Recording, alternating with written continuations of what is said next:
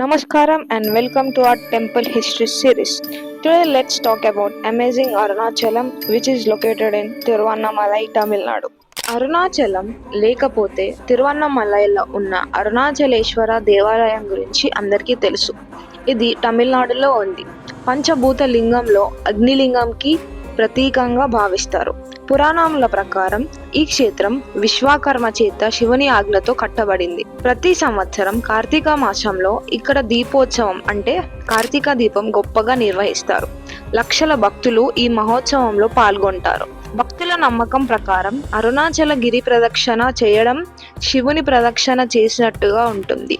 ఈ గిరి ప్రదక్షిణ చేయడం వల్ల పాపములను విముక్తి పొందటం అనే నమ్మకం బలంగా ఉంది.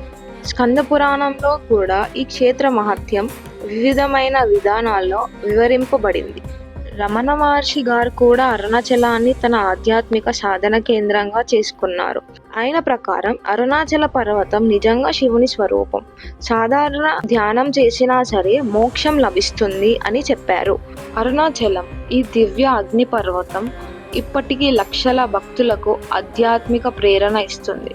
చాగంటి గారు కూడా అరుణాచలం గురించి విస్తారంగా చెప్పారు. ఒకసారి ఆయన వాక్యం కూడా వినండి. అసలు అరుణాచలం అనేటటువంటి క్షేత్రం ఒకటి ఉంది. పరమశివుని యొక్క పరిపూర్ణమైన అనుగ్రహం ఉన్నది. అక్కడికి వెళ్ళాలనేటటువంటి కోరిక పుట్టడం జరగదు. ఎందుకని? అసలు కొన్ని కోట్ల జన్మలెత్తితే తప్ప అరుణాచల పర్వతం గురించి తెలుసుకోడు. అరుణాచల ప్రవేశమునకు ముందు, అరుణాచల ప్రవేశము తరువాత అని జీవుడికి విభాగం చేస్తారు. అసలు వీడెప్పుడైనా అరుణాచలం వెళ్ళాడా చూస్తారు. అరుణాచలం వెళ్ళాడు, ఆ జీవుడి స్థాయి వేరు. అరుణాచలం వెళ్ళలేదు, ఆ జీవుడి స్థాయి వేరు. చివరిగా థ్యాంక్ యూ అందరికీ. మా టెంపుల్ హిస్టరీ సిరీస్ని సపోర్ట్ చేస్తున్నందుకు హార్ట్ఫుల్ థ్యాంక్స్.